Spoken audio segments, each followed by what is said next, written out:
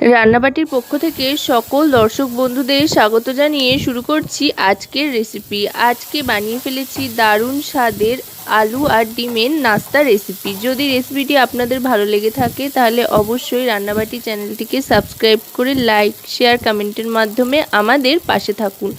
মাত্র দুটো আলু আর ডিম দিয়েই চটপট যে কোনো সময় এই রেসিপিটি আপনারা তৈরি করে নিতে পারেন। প্রথমেই এখানে দুটো মাঝারি সাইজের আলু সেদ্ধ করে ম্যাশ করে নিতে হবে। তারপর তার মধ্যে মিশিয়ে নিচ্ছি পেঁয়াজ কুচি, লঙ্কা কুচি আর গ্রেট করা গাজর। এখানে একটা মাঝারি সাইজের পেঁয়াজ কুচিয়ে নিয়েছি, দুটো থেকে তিনটে মতো কাঁচা লঙ্কা কুচিয়ে নিয়েছি আর একটা মাঝারি সাইজের গাজর গ্রেট করে নিয়েছি। এবার দিয়ে দিলাম চিলি ফ্লেক্স, এতে বেশ একটা ঝালঝাল ব্যাপার আসবে আর খুব সুন্দর একটা রঙও আসবে। এবার এর মধ্যে দিয়ে দিচ্ছি বেসন, বাইন্ডিং এজেন্ট হিসেবে বেসনটা দিচ্ছি।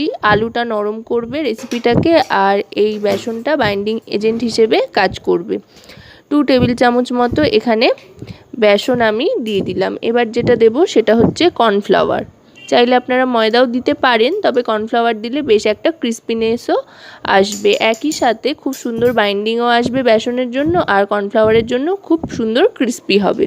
এবার দিয়ে দিচ্ছি হলুদ গুঁড়ো, 1 টিস্পুন পরিমাণে হলুদ গুঁড়ো দিয়ে দিলাম। এটা অপশনাল, চাইলে আপনারা নাও দিতে পারেন। এবার দিয়ে দিচ্ছি কাশ্মীরি রেড চিলি পাউডার, এটায় খুব সুন্দর একটা রং আসবে সেই জন্য দিলাম। এবার এর মধ্যে কাশ্মীরি রেড চিলি পাউডার দেওয়ার পর দিয়ে দেব পরিমাণ মতো একটু চাট মশলার গুঁড়ো। চাইলে এর পরিবর্তে আপনারা আমচুর পাউডারও ব্যবহার করতে পারেন, বেশ একটা টক টক ব্যাপার আসে সেই জন্য। আর যদি কোনো মশলাই না থাকে তাহলে তার পরিবর্তে লেবুর রসও ব্যবহার করতে পারেন। এবার দিয়ে দিলাম পরিমাণ মতো লবণ আর দিয়ে দিচ্ছি একটা ডিম। ডিমের পরিমাণটা চাইলে আপনারা কম বেশি করতেই পারেন, তবে খুব একটা বেশি ডিম কিন্তু এতে লাগে না, 1 থেকে 2টো ডিমেই কাজ চলে যায়। এবার ডিমটা দিয়ে ভালো করে মাখিয়ে নিচ্ছি। প্রথমে হাতের সাহায্যেই ভালো করে মাখিয়ে নিতে হবে। হাত দিয়ে ভালো করে যেভাবে আমরা আটা বা ময়দা, রুটি, পরোটা বানানোর জন্য চটকে মেখে নিই সেইভাবেই আমি প্রথমে মেখে নিচ্ছি। সমস্তটা ভালো করে আগে মাখিয়ে নিতে হবে। সমস্তটা ভালো করে মাখিয়ে নেওয়া আমার কিন্তু হয়ে গিয়েছে। দেখুন মাখার পর এরকম দেখতে হয়েছে। এবার এর মধ্যে আস্তে আস্তে জল মেশাবো এটাকে একটা স্মুথ ব্যাটার তৈরি করার জন্য। অবশ্যই কিন্তু আগে এভাবে মেখে নিতে হবে। ডিম দিয়ে সঙ্গে সঙ্গে জল দিয়ে দিলে কিন্তু ব্যাটারটা ঠিকমতো তৈরি হবে না, দলা পেকে যেতে পারে। এবার অল্প অল্প করে জল দিচ্ছি আর এটা নর্মাল টেম্পারেচারের জলই দিচ্ছি আমি। জল দিয়ে এবার একটা হাতার সাহায্যে আস্তে আস্তে এটাকে ফেটাতে আরম্ভ করব।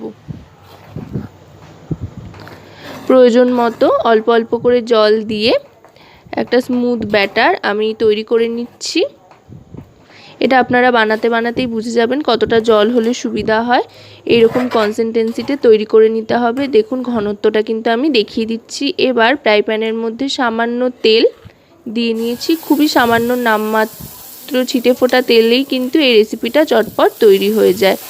এবার এই ছোট হাতাটার সাহায্যে 2 হাতা মতো দিয়ে দিলাম।